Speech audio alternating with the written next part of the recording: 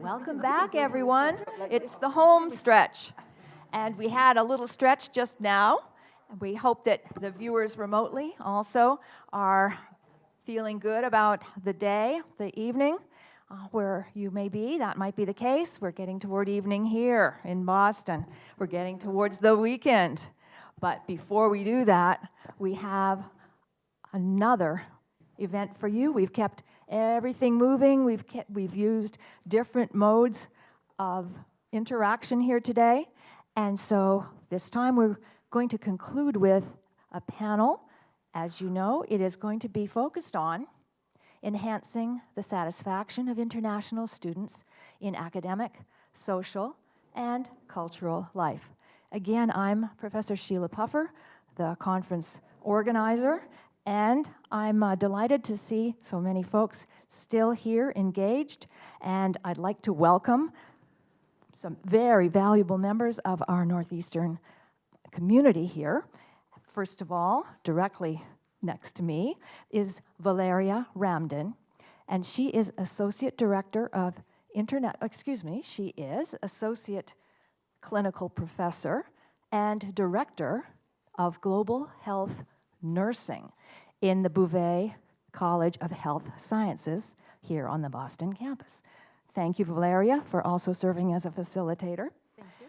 And next to Valeria is Anna Chowdhury, Associate Director of International Student Services, who has come to us for this conference from the Toronto campus. Welcome, Anna. Go Toronto Raptors. She had to get that in. She had to get that in. And very happy to have Anna also having served as a facilitator. And we have Heather Hawk, who is the Director of Student Engagement, Affinity, and Inclusion, as well as, second hat, is Senior Co-op Coordinator at the DeMoore McKim School of Business here on the Boston campus. And high above them all is Andrew Orr Skirvin. He is joining us remotely. He was a remote facilitator in our breakout rooms for our employability exercise. Thank you for that, Andrew. And Andrew is a clinical professor and chair of the Department of Pharmacy and Health System Sciences, also of the Bouvet College of Health Sciences. So welcome, Andrew, and we are going to be talking about the services that are being offered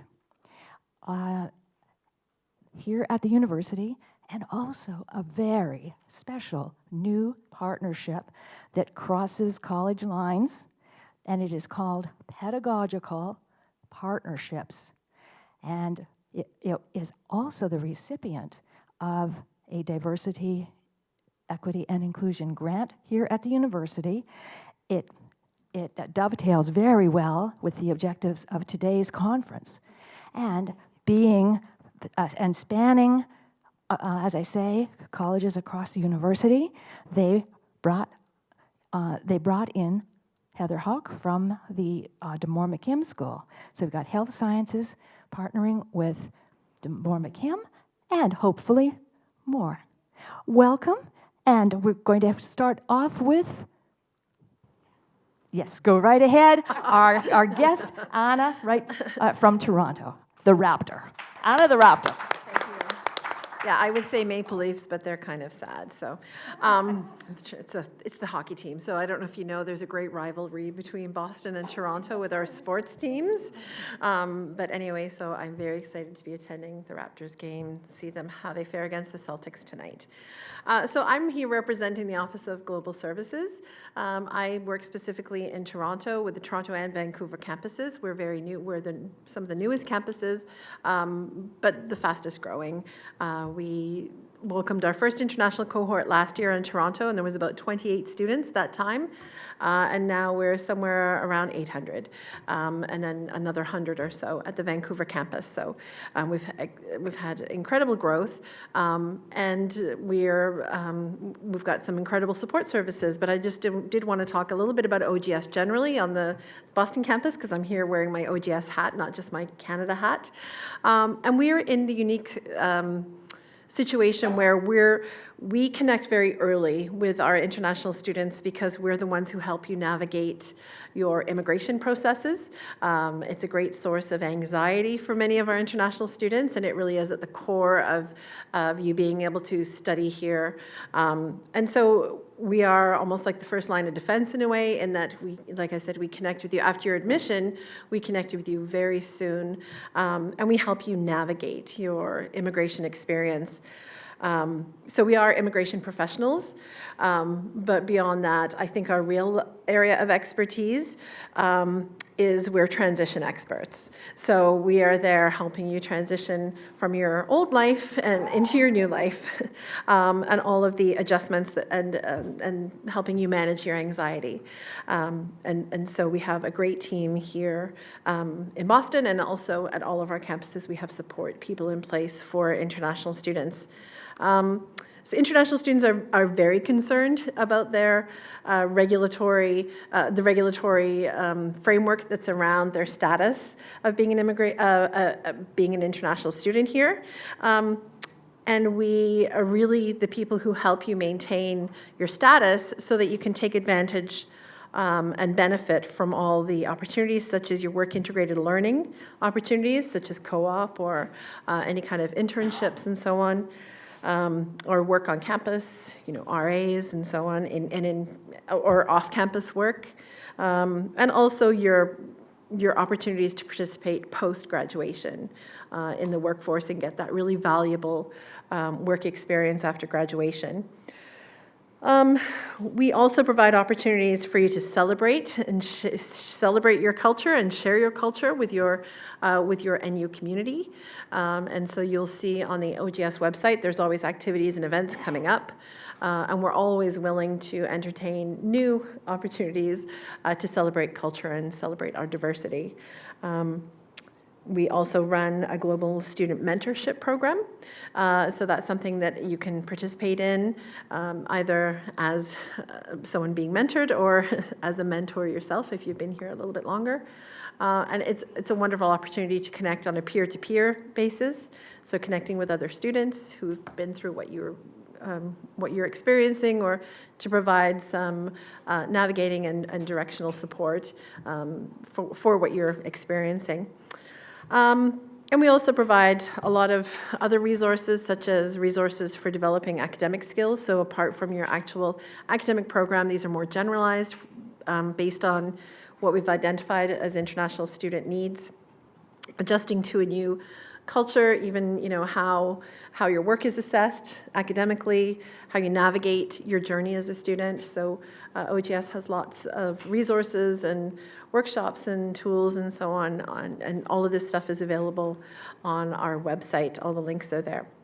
I did want to talk a little bit about Toronto and Vancouver, just the Canadian experience, just that our students have a little bit of a different journey than the Boston students, perhaps, because Canada, of course, like the US, is an immigrant receiving country, but we actually are quite more aggressive, I think, in a way, because we're a smaller country, and we know there's a direct tie between all the wonderful social services that we have and the different programs we have, such as socialized healthcare, and the need to have a really a positive growth rate with our population, or at least stable, and the truth is we just don't have enough babies, and so we really rely on immigration to stabilize our population. And that being said, I think it was mentioned before, 50% of the population in Toronto is actually not born in Canada, so we are incredibly diverse. And you'll find the best restaurants in the world, and Toronto, quite honestly. So the other thing is, because we are immigrant, not just immigrant receiving, but immigrant seeking, we have a direct pathway for international students to gain permanent residence after graduation. So our focus with our international students at our Toronto and Vancouver campus really is focused very much on not just their academic goals, but also their longer-term immigration goals, because it would be unwise and unfair not to recognize that that is a big part part of why the international students are coming to study in Canada. Our programs in Canada are designated as post-graduation work permit eligible, and with that PGWP, post-graduation work permit, students can then gain the skilled work experience they need to apply for permanent residence. So they could be a permanent resident within a year to 18 months after graduating, depending on their work experience. So it's a very condensed kind of journey towards permanent residence, and then of course after 3 years it's citizenship, and then you've got a Canadian passport and we're all happy.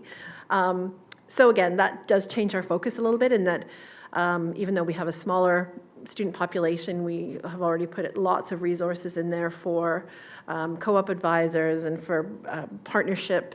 We have people who are there just to develop those partnerships with business to really create those opportunities for our students after graduation, because it's so essential to their purpose of studying in Canada.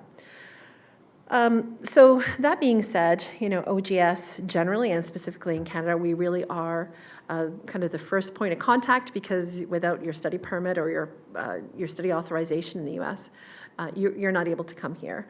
And then we continue that relationship, and we really help you navigate your journey. So if you're not sure where to go, and this is kind of, we act as kind of the compass or the navigators for many of the international students. You know us because we've connected with you so early, and we really just point you in the right direction. We're not a one-stop shop, because we have expertise and people in other areas and departments on campus that are really there to help you, but we can point you in the right direction, and that's what we do a lot of. So you come to us because you know us, and then we send you off to build those relationships with other services in other areas. And we also help, sometimes a crisis happens, and we are always there to help you navigate through those as well, and to let you know what resources are available on campus for you. So I think that's about it for OGS. Just to kind of sum it up, that we really are available to you 24/7 pretty much, to make sure that you are getting the most out of your Northeastern journey, and that you're feeling that you are part of an important part of our community here. So thank you. Thank you so much, Anna. Please give her a round of applause. Great that she made the trip here, and we know that Office of Global Services is a very, very busy place. So It is. thank you for devoting your time here today. And who is going to be going next? Valeria, please go ahead. Hi, pleasure to speak with you this afternoon. And I know that I'm going to say the context in which we are talking is about the international student experience. And from where I sit with over 35 years of nursing experience, and now more recently directing global health affairs in the School of Nursing, what I sometimes do is to create those international opportunities for our native students, because I always think that the richer the environment is with the exchange of ideas is really great. So some of the things that I've done to help in this arena is, I would say 4 or 5 years ago now, I helped create a Dialogues of Civilization course where myself and another faculty out of health sciences took a group of students across different disciplines. Usually we took 30 students a year in the summer to do a 6 weeks deep immersion in London. And this is essentially so that they can kind of see a different side of healthcare and be able to appreciate a health system that is very different to what we see here in the US. Of course, Northeastern offers many of these dialogues. So that's just one example. So I encourage students, whether or not they're from an international location of different kinds, which we also brought along international students with us, as long as they cleared the visa hurdles. But it's obviously a wonderful time to actually learn more about themselves and do some introspection as well. And then the second thing which I've been doing more recently is I actually sit on the Committee of Diversity, Equity, and Inclusion at the Bouvet College of Health Sciences level, and also help to chair a committee, call it task force, at the School of Nursing. And one of the reasons for that is the current state in which we find ourselves. And the current state in which we find ourselves is that we tend to have a little bit of a lens that is rose color based on our own experiences. And we want to, at Northeastern, make sure that we are actually global-minded and pushing those students out to be a global mindset. And I always think of health as the great equalizer. So part of diversity, equity, and inclusion is to encourage them to think beyond their single thoughts or to see the world in a different light or lens. And that different light or lens is varied. It can be varied across geographic domains. It can be varied across ability levels. It can be varied across languages, as we've heard before. It can be varied across religious differences. It can be varied across cognitive experiences and differences, and the list goes on. And in our classrooms, we tend to sometimes view the client or the person as, I call it the cookie cutter, but we want to make sure that we expand that learning. And part of expanding that learning folds right into the grant which we were fortunate to have received from the Office of Institutional Diversity and Inclusion more recently. We actually received it in 2020, but as the world knows, COVID hit. And even although it would have been a perfect opportunity, we tabled it for 2021. So we're into that 2021-2022 academic cycle. And we have 3 phases to this particular grant that we are doing. And the first piece was to basically improve the awareness of our faculty, staff, and students to the pedagogy that enhances diversity across our community. We do welcome our international students, we welcome our international faculty and staff, and we have to be able to see the differences and the richness that it brings to our campus. So the first part of this is a book discussion, and our Center for Learning and Research, which we usually call CATLR, is actually spearheading that discussion. And Alison Cook-Slather is the author, and she's one of the consultants on our grant. And that book is Promoting Equity and Justice Through Pedagogical Partners. And what this does is pushes us out of our comfort zone. And we know that because we want to grow, we sometimes have to lean into that discomfort. So we're over into, I call it the zone of social justice now. And a group of us are actually meeting on a regular basis to have conversations around this and increase our awareness. The second piece of this is the Pedagogical Circles, which you'll hear a little bit more from my 2 colleagues, and we'll talk a little bit about that interdisciplinary piece of the grant. And the Pedagogical Circles is where faculty, staff, and students come together to talk about, diversity and their experiences, and to really learn with and from each other where we are, what we should be doing, and perhaps down the road where we see ourselves in helping to maintain that position here on campus.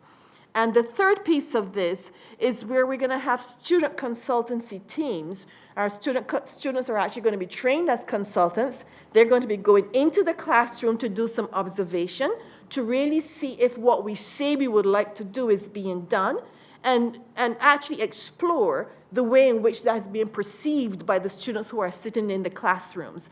And I say classrooms, but I don't want you to think of the brick and mortar. As you have heard earlier, it is wherever students are learning and wherever educators are teaching. And we know sometimes that we learn even along the corridors on the outside. How often sometimes you run into a student or a student run into a faculty member and you stand right outside and you have that conversation. And it may be the best conversation outside of being in the class and hearing from each other. And that's when we get to really know a little bit more about what we bring to this teaching and learning experiences.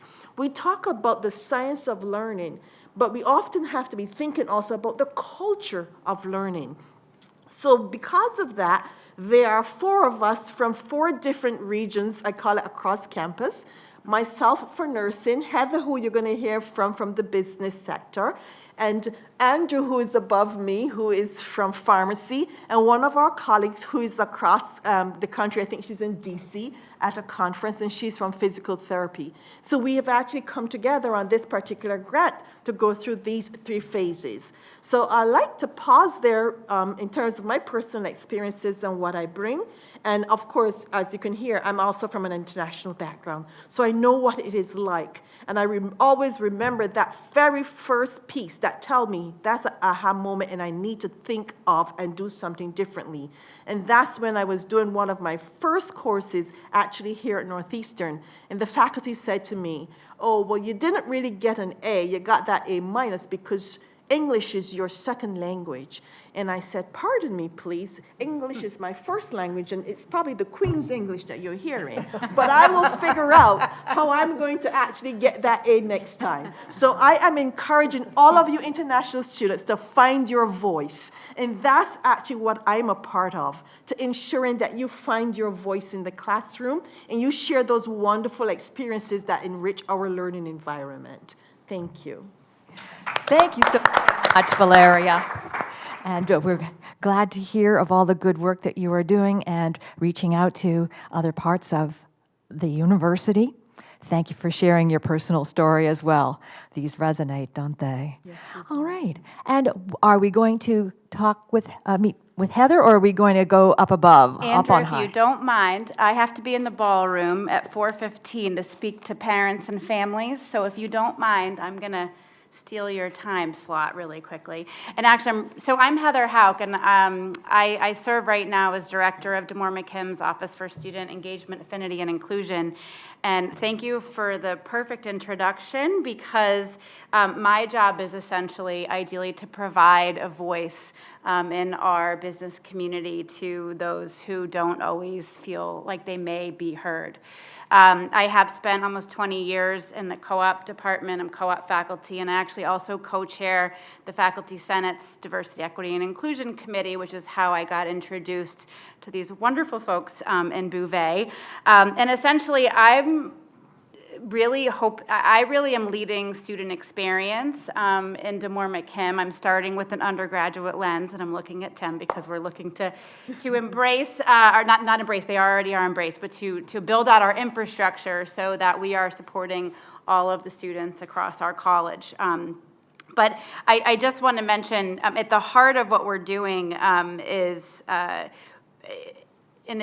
we have many portfolio programs, which I will not go into here, but one of the things that we're doing is we created a Building Belonging Fellowship program. So we essentially are paying and compensating students to really lend us their perspective. So we have a cohort of these fellows. We think of, they're the heart of what we do in our office. They're ambassadors, community builders, and they're working in partnership with us to really develop programs, initiatives, and also help execute them, really to create, really to cultivate and empower our students, our student leaders to feel like they really do have a home here in Damore McKim. So sort of my part or contribution to the grant, it's really their grant that they are designing and leading, is they have been incredibly generous in allowing our Building Belonging Fellows to facilitate these pedagogical circles. So these circles are happening right now, twice a week. We've gotten the approval, thank you. So right now we have been inviting faculty, staff, and students from our colleges, but I think we have agreed to open that up beyond that community. There's a QR code here if you wanted to register to participate in one of these conversations, but these dialogues are truly student-led, and it's an open conversation in which we're bringing together the various stakeholders of our community to really share their own experiences, their challenges, ideas they might have for us to cultivate more inclusive spaces, both in the classroom and outside of the classroom. So I guess my 2 cents here would be, don't be afraid of. I love this notion of passion that we heard, a lot of today. But use your voice.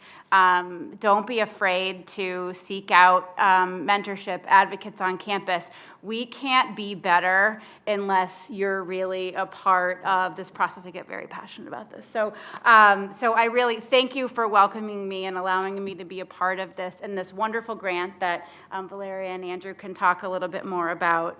But if you do have any questions or concerns or want to follow up in the future, especially regarding anything specific to the business school, feel free to seek me out, and I hope you'll join us for one of these circles. Everything you share, by the way, is anonymous, and it will be used in the research, and so no one will know that it was you that participated. So thank you very much. Thank you very much, Heather. And Great. if it's okay, I'm going to sneak out. Another It's great amazing. representative of DeMoore McKim School of Business.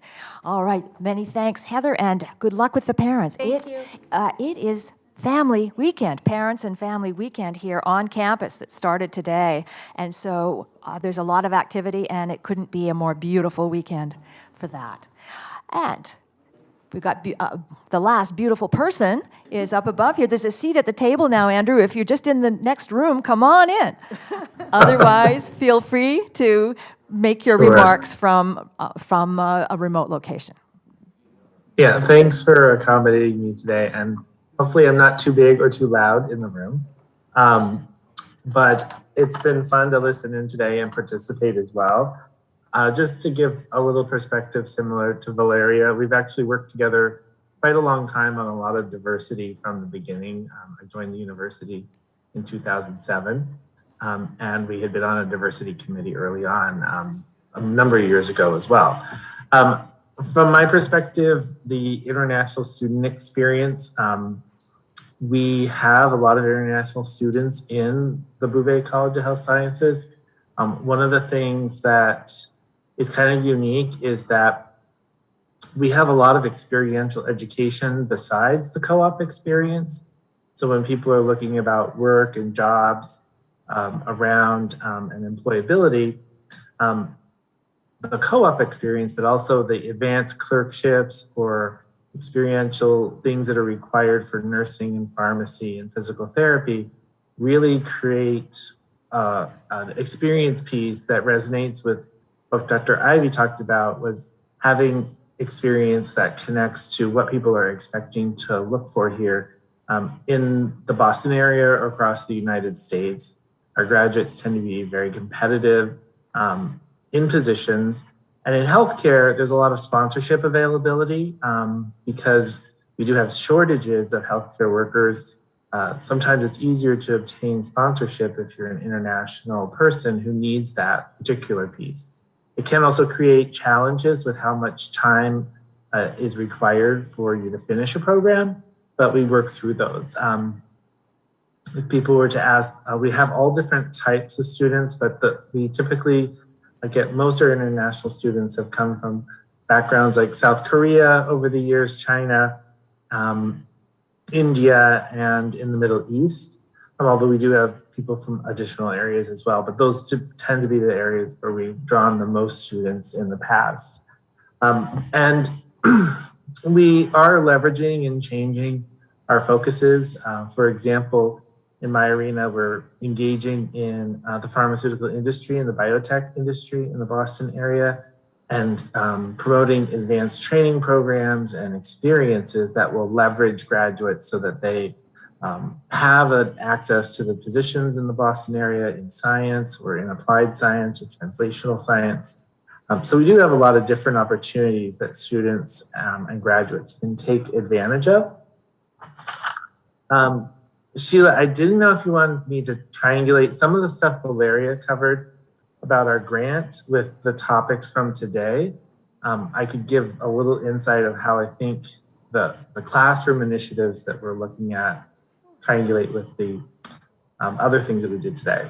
Yes, please do so, Andrew, because I think it's important to learn about how collaboration comes about. Yeah.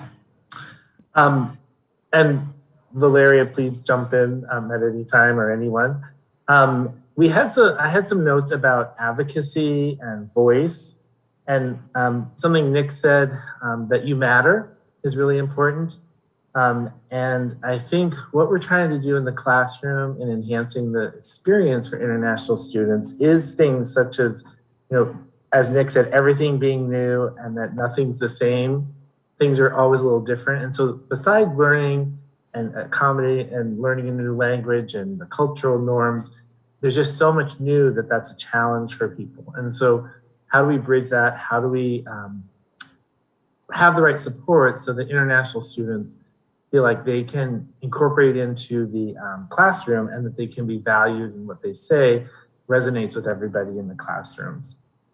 I know Ivy had mentioned the challenge of identity and the challenge of being a newcomer are real things. And those are some of the things we're focusing a little more on the cultural piece and ethnic diversity, but also the international diversity as well.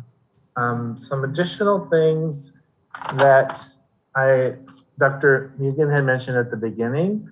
I think between international and cultural ethnic diversity initiatives, he had mentioned language and cultural competence. People need to feel that they're functional, and then social interactions can enhance adaptation and satisfaction. So whether it's just a pure international student integrating into a US-based or English-based education that was talked about earlier on, the cultural adaptation, does the narrative happen? Are issues of diverse backgrounds brought up, and do people feel like those interactions are meaningful, are going to help our international students just like they would help the culturally diverse students here within the US to feel like the classroom reflects them and engages them. And so those are some of the things cross-sectional that I had thought of. I know we've all chatted, and Sheila, did you want to open things up for comments and questions, or? Yeah, great. Yes, let's thank all of our panelists now. Thank you very much, Andrew. Andrew, Laria, and Anna, and Heather in absentia. Let's take the lead from Andrew. He started us off with some very insightful remarks about what has gone on today. As I mentioned at the outset of our conference, the keynote speakers formed a team, and over the past several months, we have been meeting regularly to synthesize the content that we were providing today. And personally, I think we've done a pretty darn good job, right? Right? Okay. And everyone has stepped up to the plate, our speakers, as well as our student participants here today, and I think we've all learned a lot. Let's open up and get some comments from all of you here. And those of you who are viewing remotely, please put your comments and insights into the chat. All right, we have those recorded for posterity. And introduce yourself before you pose your question or make your remark, please. Thank you. I want to really thank all of the presenters today and Dr. Puffer for being the lead organizer. I really appreciate the opportunity and so much learning. I made notes and so many synergies that I'll be following up with people. But the one thing that I wanted to share, I think, for our students in particular, and I didn't introduce myself. I'm Carrie Chassels. I'm the Associate Dean at the Vancouver campus. Only maybe six or seven weeks at Northeastern. And one of the things I want to encourage our students to do is to really use your status as a student. Play that student status card in introducing yourself to people, because you'll find that people have a lot of warmness and they want to be able to support you because you are a student. So when you're introducing yourself to somebody through a direct connection at LinkedIn, to not just say, I want to be connected with you on LinkedIn, say, I'm a student studying X at Northeastern, would really appreciate an opportunity to connect with you to learn more about Tesla, to learn more about biomedical technology, or to be part of your network. and then follow up more specifically if they agree to connect with you. But doors open for students in ways that they don't open for people who are later on in career development.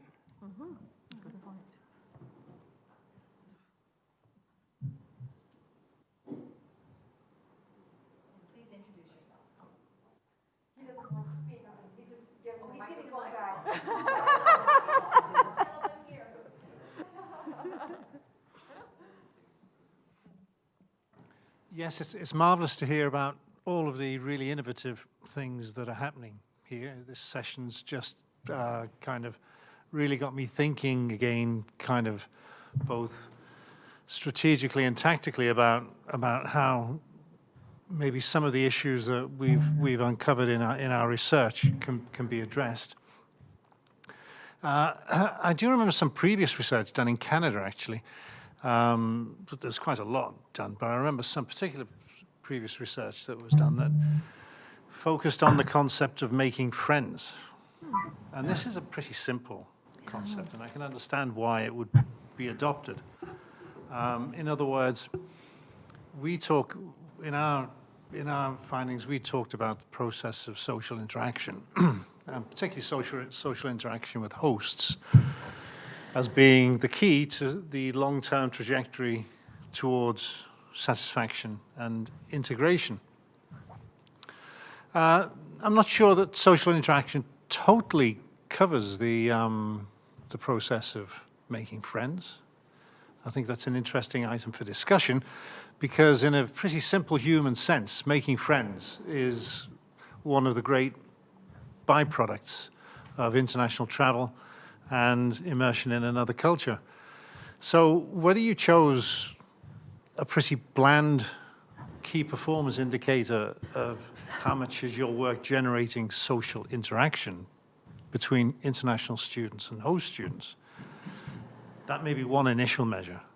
One further measure may be to actually begin to investigate in one way or another, using interesting research methods, how many friends are made. I know from my own experience that students, when they decide to depart for another country, do actually see the process of making friends pretty high on the list as being what they would see as a good outcome from the choice that they're making. So whilst it's great to have all of the initial great initiatives that you do have, maybe your senior provost isn't here at the moment, but I mean, I think that some kind of key performance indicator needs to be held sight of. Otherwise, you'll get lost in a load of great initiatives and not keep in your mind what the key objectives and the key performance indicators are. That's a fantastic comment, and thanks so much. And I do want to mention that there is something called the International Student Barometer that some universities participate in, and it's global, and it's Australia. It's English-speaking or English programs, and so UK, Australia, US, and Canada, different institutions do participate. And the key finding that we've found for years and years is, so it's a international student satisfaction survey, and it's huge, and you can actually compare yourself to similar-sized institutions, whether it's in your own country, your own region, or across the globe. And international students, whether they're studying in UK, Australia, Canada, US, they all show fairly good satisfaction with making friends with other international students. Mm-hmm. But the one glaring point is the dissatisfaction with making friends with host students. So that is something that I know that we look at and see, what is it? What's the barriers? And sometimes it can be the interactions within the classroom. So if you're in a program that has a lot of group work, sometimes that can be a source of conflict because it can get very competitive, or international students are not always seeing the benefit. They're not used to group work, and they're not being trained or at least given proper instruction, and they're not being used as a resource in the classroom. And it can also, we've talked a lot about it's social capital, but we've actually I've actually used social currency. So the idea of teaching people how to make small talk. So sometimes, it is, I know Julia had mentioned, we don't know as an international student, you don't know the right TV shows to talk about. You might not know the right sports. I mean, you can probably talk, we've talked about cricket today, but you might not, necessarily know the NBA teams, right? And so it's having that currency with the local students to be able to engage initially in those conversations, and also the sociocultural skills to insert yourself into conversations. Because that is where those friendships develop, right? But it's not specific to the US, it's not specific to Canada, although a lot of research has been done, which is why are there so many barriers to making friends of the host culture students, right? So I'm glad you brought that up. Thanks. And we have a comment by an MBA student who was in my class last semester. So I just came, yeah. So thanks everyone, and I really feel privileged to be in the august presence of all of you. And particularly I'd like to thank Professor Puffer to have given me such an opportunity. One thing I would like to say, like being an international student, and before coming here, I'm a second year MBA student, but before coming here, I was in United Kingdom, specifically in England. What I have realized that it is not only the responsibility of the host country. Being an international candidate, we should also try to enjoy the difference. There must be some cultural polarities, there would be cultural difference. And maybe this has developed because I come from India, which is a home of maybe a few hundred languages. Every 20 kilometers, the language changes. So already I was in a very multicultural environment. So right when I was in UK, I enjoyed the difference because that was an opportunity to learn as well. Because all throughout I have been born and raised in an Indian ambience. So when I went to England, that was fantastic. And same happened in Boston, specifically. Boston I like specifically because it is very intellectually stimulating city as well. That's one of the thing I would definitely appreciate. But having said that, it is also the responsibility of the international students like us to enjoy the difference. And my message to all my fellow men who comes from the other countries, not from US, is you have to embrace and then you have to enjoy. Without you, if you're not open-minded to, embrace the local culture as well, then you cannot enjoy, because that's one of the thing. And such kind of interactions, I believe, like textbook makes us literate, but such kind of interactions makes us educated. So thanks. So yeah. Great comment. I like your comment about embrace and etc. But I also will dare to say, thank you very much, I will dare to say that sometimes we on the other side, whoever the we are, need to do just as much as you are needing to do in order to, I'm going to call it, be the fit, whether it's cultural or otherwise. I'm going to just give you a quick example. I have a South Korean student in my class. And at one point I said to her, well, I asked the students, how many of you speak a second language at least? And, maybe about 10 out of the 47 raised their hand. And I said to them, okay, what language do you speak? And they went around. So I stopped at one and I said to her, okay, I want you to tell the class in your language, I would like you to be able to learn my language. And she's like, do you really want me to tell them that? I said, yes, I do want you to tell them that in your language. And she was like pretty much red in the face. And I said, the lesson here is that if we can speak your language as good as you can speak ours, then we are in a position to make those judgment calls. But until not, we should be welcoming folks that are here, embracing, because we also have to embrace. Mm-hmm. Always, always, always. Yeah, basically it's two-way. Just an exchange. It's reciprocal. Exactly. So Yeah. Absolutely. I'm keeping my identity, the Indian identity intact, but at the same time, I'm ready to learn and embrace it. Right, right. Say that again. Yes.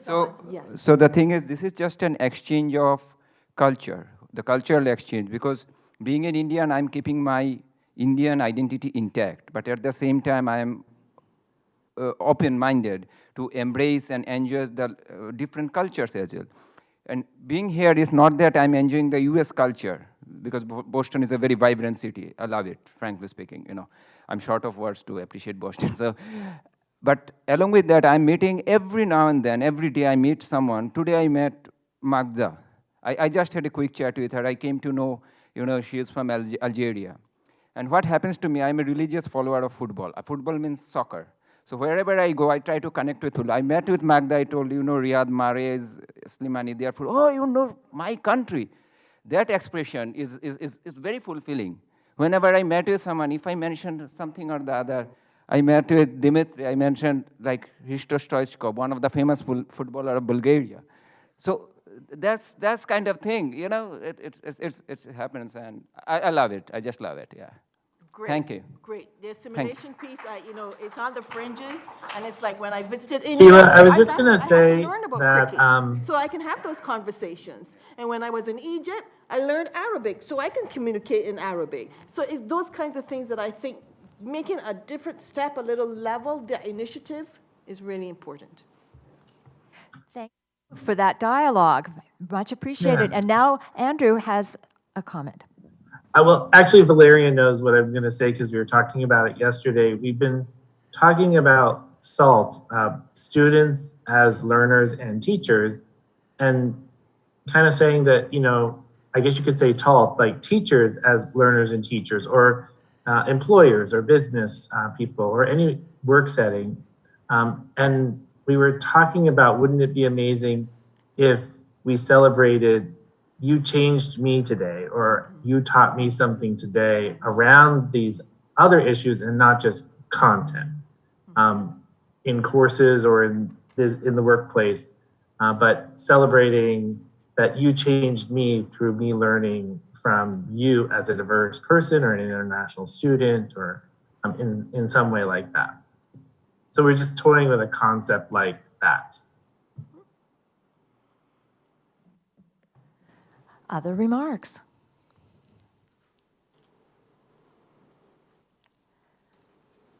Yes, once again, please, Carrie from Vancouver.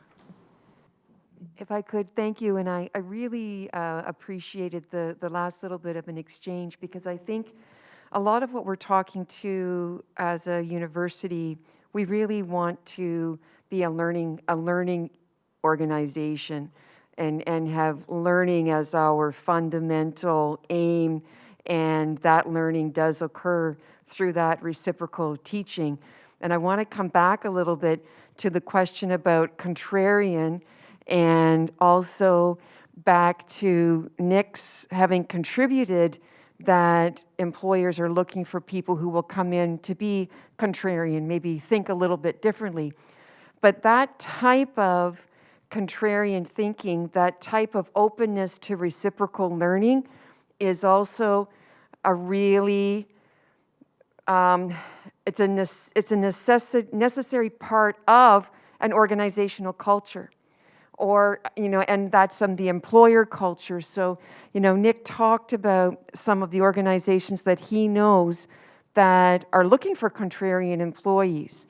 And we're talking about Northeastern as a, you know, a place where we understand the reciprocal nature of learning and teaching. And I think that when we're looking at possible employers for international students, we want them to have that growth mindset, because they then will be the type of employer that will recognize the strength that international students are bringing to their endeavor, to their enterprise. And who would want anything less for our students than to find themselves in that kind of a workplace culture where, through their growth mindset, through their learning culture as an organization, as a corporation, they embrace diversity and contrarian thought. Love it.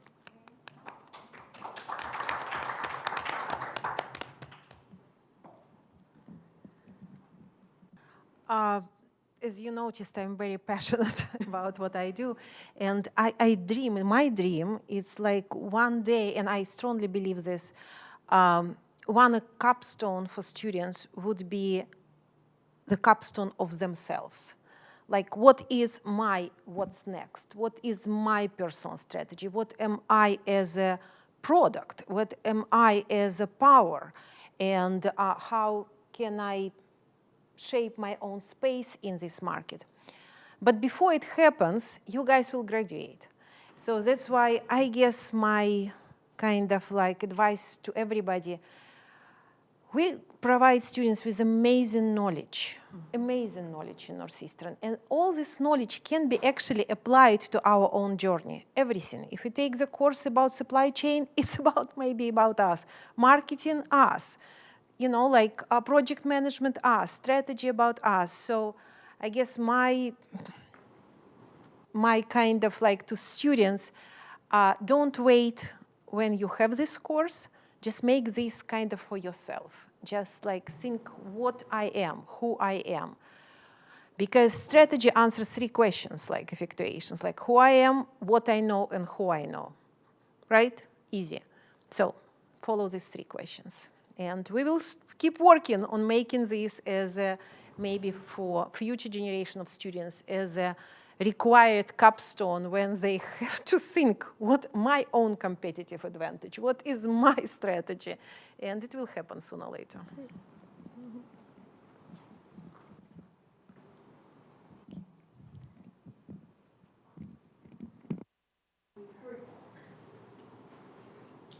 We've heard comments from our keynote speakers other than Nick. Would you like to say anything else now before we close, Nick? Yes. I thought you might. Thank you. I agree with everything that was said. I would chime in on some of the thoughts from Vancouver about contrarianism. And a lot of these employers, particularly when they hire graduate students, they're not looking for somebody who would execute an answer that is given to them, that is commissioned to them, and that's well understood. They're looking to hire people who will tell the employer what the answers are. They don't know what to do going forward. There's COVID, there's disruption in AI and autonomous vehicles and climate change and on and on and on. All these companies are fighting for their survival.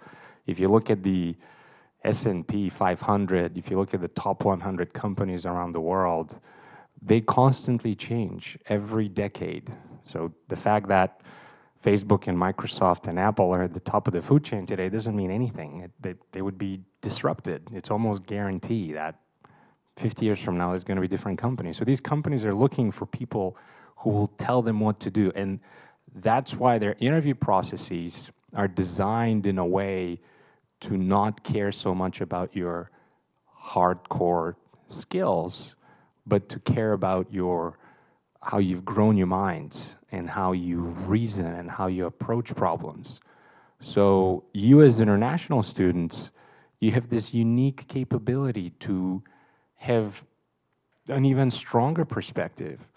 My grandmother used to say, you have as many different lives as the number of languages you speak. So bring this forth, be very courageous, be very brash, be respectful, obviously, but don't be afraid to be wrong, to come up with answers, and to show them that you have this multifaceted capability to be one of their leaders in the future.